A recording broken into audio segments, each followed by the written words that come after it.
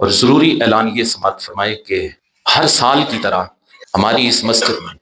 سالانہ محفل کا ہم اہتمام کرتے ہیں، شب بیداری کرتے ہیں، جس میں تلاوت قرآن مجید ہوگی، نعت رسول مقبول صلی اللہ علیہ وسلم ہوگی، درس سے قرآن و حدیث بھی سنایا جائے گا، صلاۃ و تسبیح ادا کریں گے۔ اس کے بعد ہم انشاءاللہ العزیز 1.25 مرتبہ نبی کریم صلی اللہ علیہ وسلم کی بارگاہ میں سارے مل کر درود شریف بھی پیش کریں گے، ہر سال کی طرح